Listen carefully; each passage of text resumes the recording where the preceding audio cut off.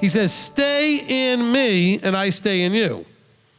Why would anybody tell you to stay unless you could leave? And he doesn't just say it once, he's going to say it a bunch of times. Stay in me. Look, when I have my children and they were little, and I would tell them, stay there. Why did I have to say that? And more than once, I can promise you. Stay. No, stay. Don't move. Works the same way with puppies. Stay. Doesn't work with cats at all. They ignore everything you say.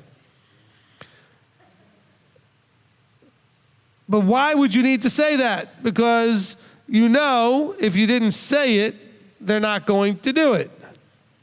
Because they can move. And so he's saying here, look, stay in me and I in you. As a branch is unable to bear fruit of itself, unless it stays in the vine, so neither you unless you stay in me. So what he's saying here, and I don't think people have ever really, I've not said it this way probably, so I don't know if you've heard it from other people.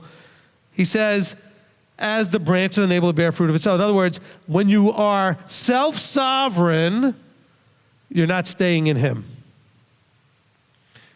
Because then you're trying to bear fruit of yourself. Okay, I don't think I've ever really emphasized that part of the verse before. He says, stay in me and I in you, as a branch is unable, for all of you out there, you are not able to bear fruit of yourself, unless it stays in the vine, so neither you are unless you stay in me. I am the vine, you are the branches. Do you notice how just like with children, you have to say, I'm the father, you are the child. Or the mother says, right, I'm the mother, you're the child, don't argue with me. It's still here in the scripture, the same thing. Let's not forget your place. He says, I'm the vine, you are not. You're a branch of the vine. I'm the vine. Okay? Yeshua wants to always be clear. So he who stays in me and I in him, he bears much fruit. Because without me, you are able to do nothing. Well, in John 14:6, just previously, he said, I am everything. He said, I'm truth, I'm the way, I'm life. What else is there that you're not covering those three things? Without me, you can't do anything. And by the way, not that you can't do anything. You could do all kinds of dumb things. He says you can't do anything that bears the good fruit. That's the context here. Without me, you cannot bear good fruit.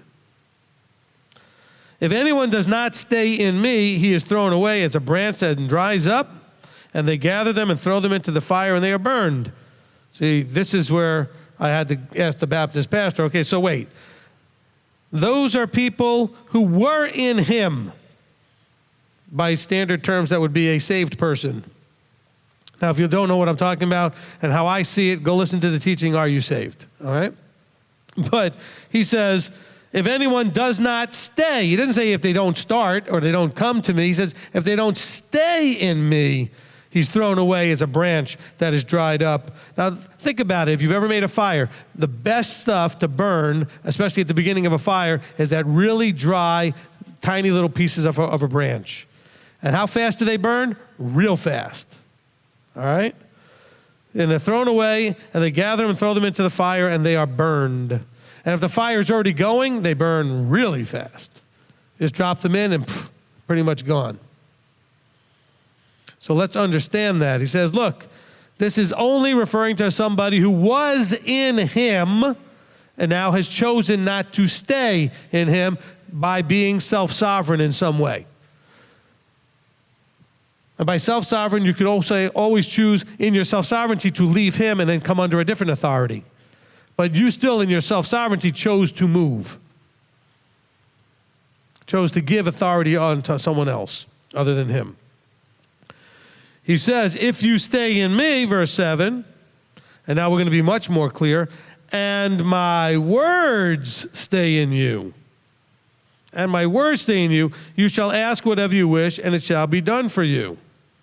Now, bear in mind, this doesn't mean you can just rub the magic lamp and have the genie called Yeshua come out and do whatever you want.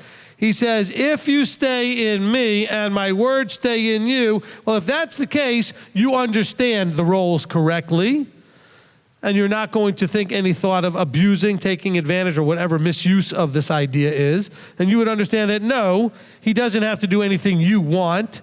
It's because you're doing everything he wants that he will give you what you need to do what he wants. If you stay in me and my words stay in you, you shall ask whatever you wish, and whatever you wish you'll ask it in alignment with his words and him. So of course he'd be happy to give it to you. And it shall be done for you. In this my Father is esteemed, that you bear much fruit, and you shall be my taught ones. Now bear in mind, let's get the context here so we're very clear. He is not talking directly to me or you or anybody listening right now. The audience here are the 12. He's speaking to them. So does this apply to us? In some ways, I'm sure it can apply to us, but not really. In other words, he is specifically talking to them.